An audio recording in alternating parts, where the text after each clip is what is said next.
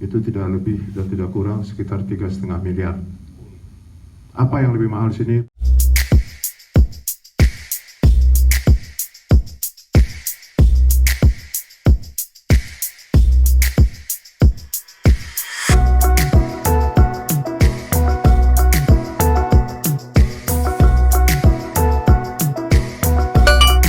Pelajar semuanya, saya ucapkan saya gembira bisa hadir di sini.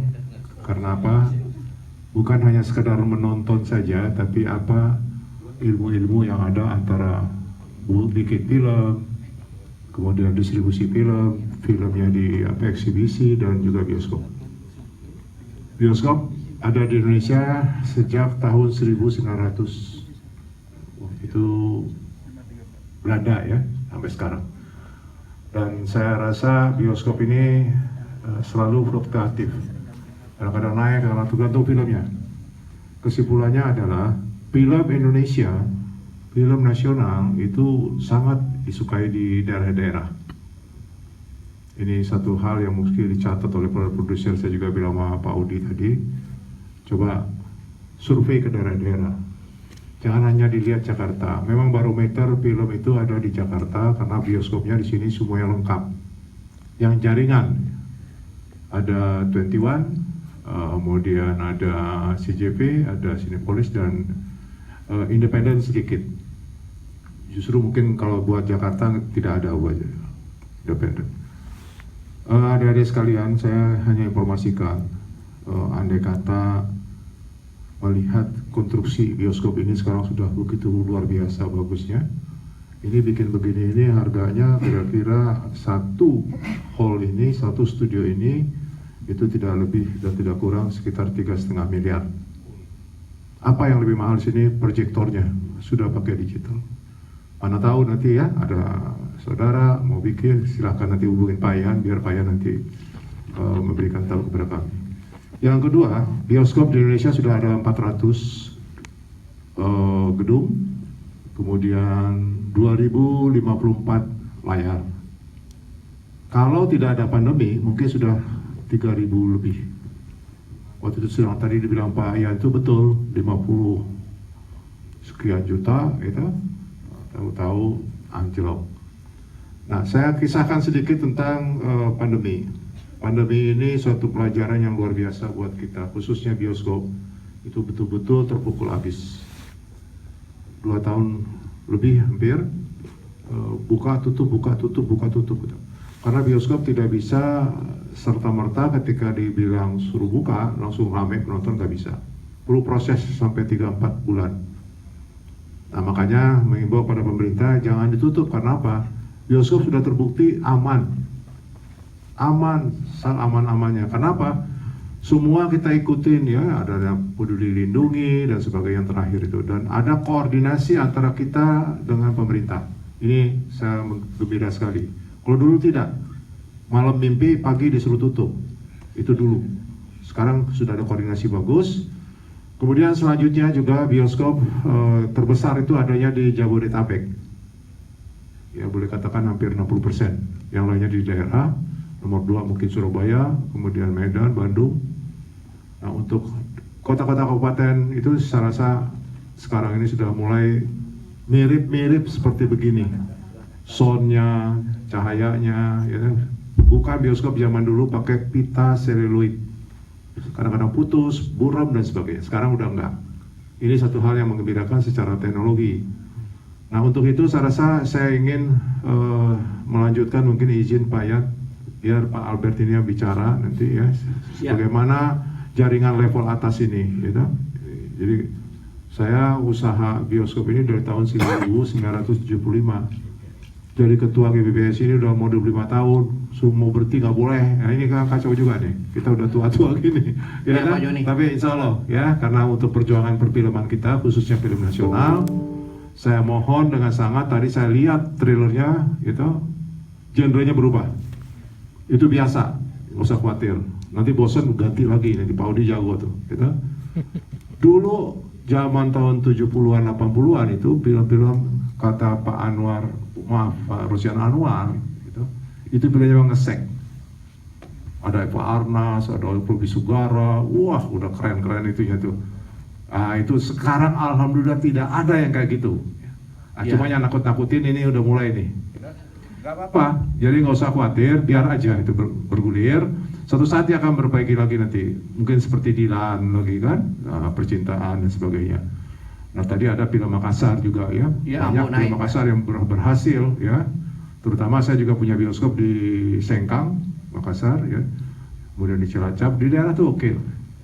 Atas izin Pak Yon mungkin Pak Albert bisa langsung. Ya sebelum Assalamualaikum warahmatullahi wabarakatuh. Waalaikumsalam. Salam sejahtera untuk kita semua.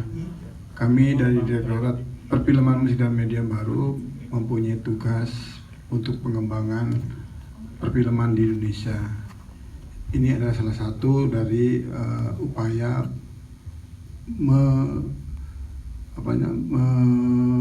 amanah dari Undang-Undang Pemajuan Kebudayaan tentang perfilman. Kami memang diharapkan hadir ya di masyarakat mengenai pengembangan perfilman ini. Salah satu program dari DFI ini yaitu kampanye nonton film Indonesia. Kami sangat mendukung program ini, dan untuk itu kami sudah melakukan beberapa kali program ini nobar di beberapa tempat di wilayah Indonesia.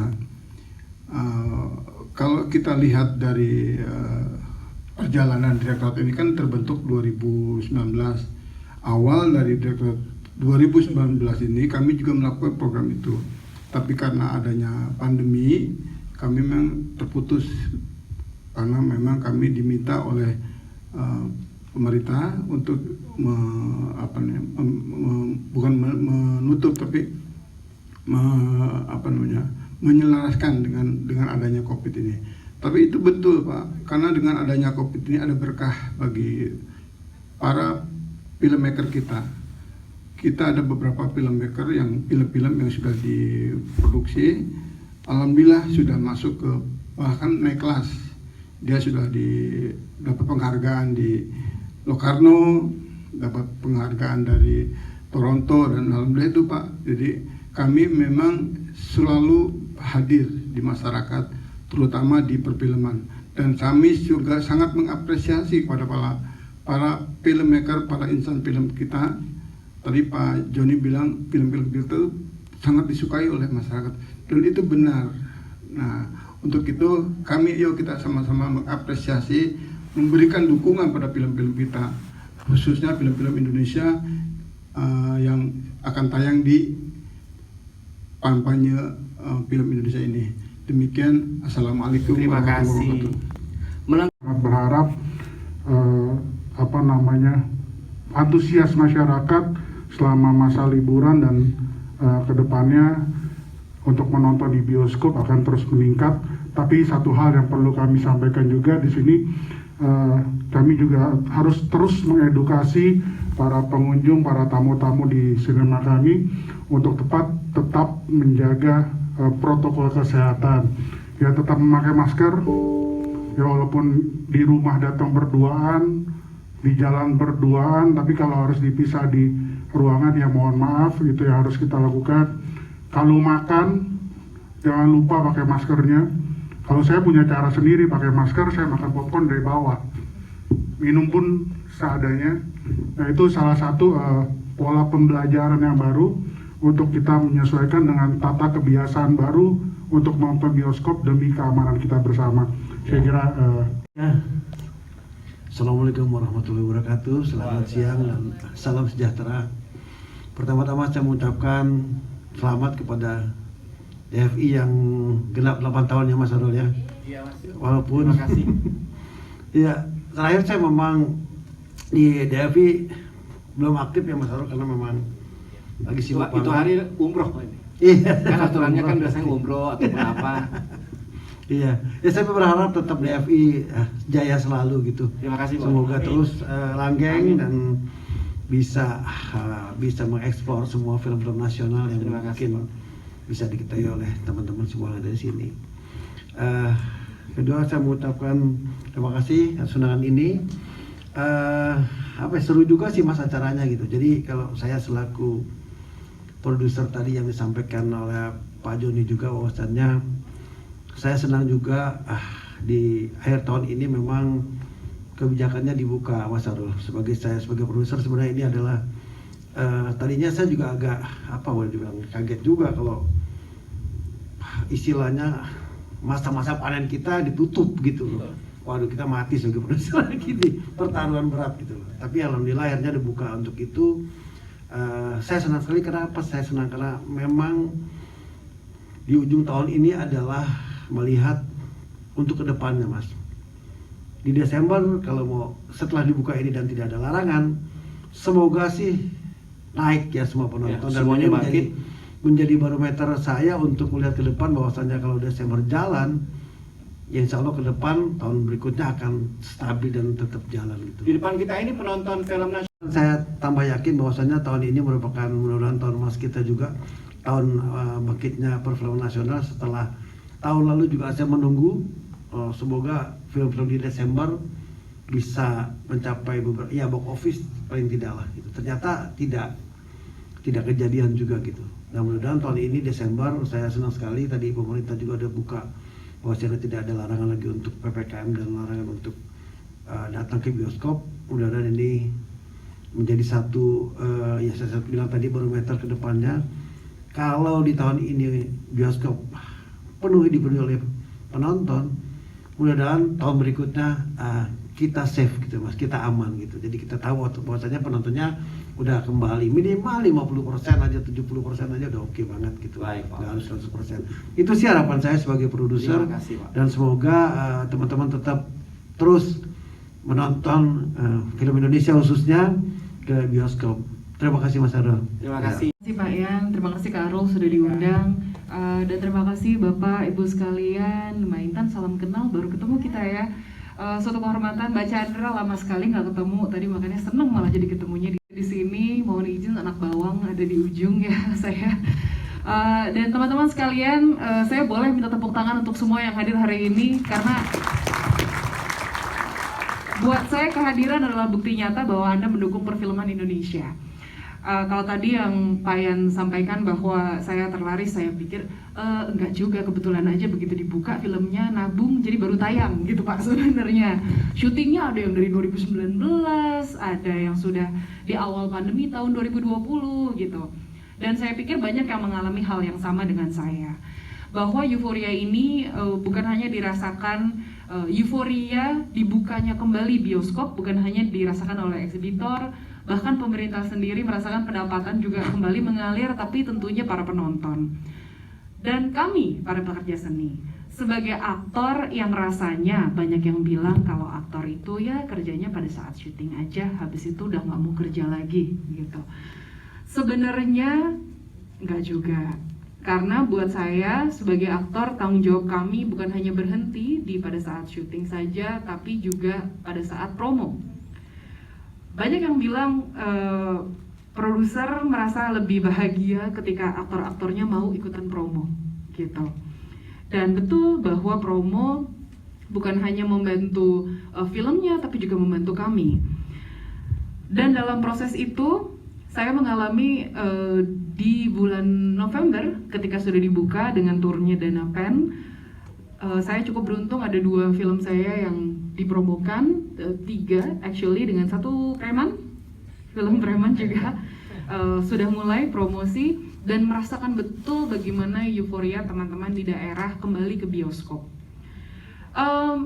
Agak kaku ketika harus masuk menjaga jarak, pakai masker, tapi percayalah kerinduan itu besar untuk ke bioskop. Dan meskipun banyak takutnya, tapi banyak kok yang berani datang ke bioskop.